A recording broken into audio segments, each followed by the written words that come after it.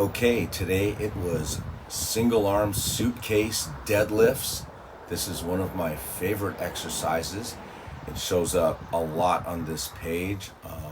Starting off with 80 pounds, I just do one repetition on each side. Starting position with the bell on the floor. I try to align, assuming the arm is straight, I align the knuckles of the index and the middle finger over the apex of the arch of the foot on that side. Then I'm gonna keep my chest tall. I'm try to wedge my hip under. And once I've taken out all the slack, there you go, I got 100 pounds on the right side.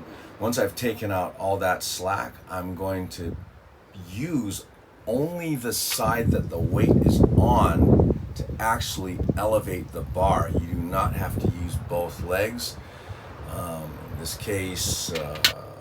this case, what do we have? 120, and this is not gonna go because I'm not getting the starting position right. I'm also going down slope with my weak arm, which is not a good call, especially when I have fat grips on. But I just want to show you what all these mistakes result in, which is a lot of nothing. So we're going to hang our head low in shame and just contemplate the error of our ways. Okay, now we're over it. So right side, that's 120 on the right, facing up slope. I think that puts my wrist in a slight radial deviation, which allows me to use the index and middle finger a little better, but still not learning many lessons, so I have to go down slope with my weak arm and blowing that. So, okay, this is 100 pounds clean down slope. The rep you just saw was 120, but I did not lock out, so it doesn't count. All right, and just to be fair to the right side, we're gonna, once again, up slope, giving the strong arm all the advantages. The bar is pretty balanced, getting tall, so that one worked out well. And yeah, if things are good, we should be able to lower the bar nice and slowly. Okay, now left side, this was the heaviest weight I was able to lift with the fat grips attached to the bar. That's 110 pounds. And now I took the fat grip off, and now 120 pounds just comes off the floor. Really nice. That fat grip handle I attached to the bar, it seems to hold me back, but it actually neurologically gives me an advantage at this point. Let's see, I'm at 140 pounds now. The grip is feeling pretty good. And then same thing on the right side is, yeah, that's no problem. Feeling good there.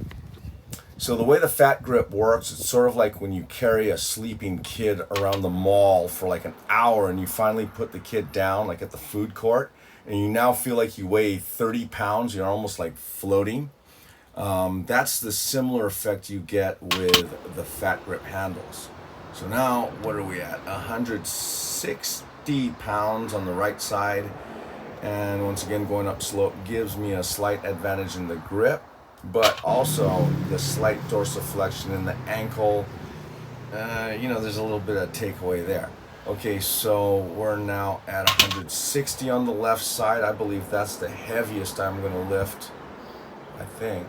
Anyway, all right, 160 on the right. Both of those lifts went well. I finally learned my lesson on I'm staying on the upslope angle. Okay, but let's see if that helps the left side after all the grip energy I wasted with the previous attempts. Okay, and probably, no, I think we gotta hang our head in shame again. Yep. Okay, so I'm actually crying here, but just to hide that fact, I'm doing scapular mobility stuff, just moving those old bones around. And doing a lot of this. So while we just try to get through this, an additional benefit of the single arm suitcase deadlift, aside from the grip, is once you actually try the exercise and you start getting the weights up there, you'll see how the requirement to connect unilaterally, one hemisphere of your body is just powerful in the exercise. Okay, done with the single arm suitcase deadlifts. We're now on to the barbell curls, and that's the mighty Pua in the background. She's the mother of my two puppies, those two buggers you always see jumping in my videos. So this is a 50-pound barbell.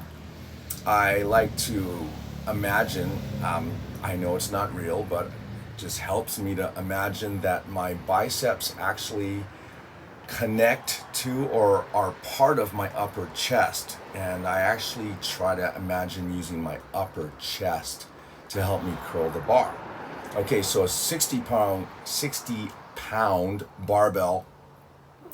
Once again, trying to emphasize the tallest posture I can. I'm basically trying to make the levers as long and disadvantageous as I can. Another thing that's very helpful, I'm focusing on what the inner part of the elbows are doing, trying to fully straighten and flatten the inside of the elbows right there. And when I initiate the curl, I try to actually push those elbows forward to counteract the natural displacement of the elbows backwards on a heavier curl, especially when we're getting kind of tired. So I think I'm at 70 pounds here. I'm starting to choke, but okay, and then just getting tall, and oh wow, one more. Okay. Surprised me too. Okay, so, and then lowering that. Okay, final set. This is 80 pounds. This point, I'm feeling pretty old and kind of worn out, so I have, I think, one more here. Okay, and just trying to stay strict. Thank you guys for watching. Big mahalo and aloha. I'll see you later. Bye-bye.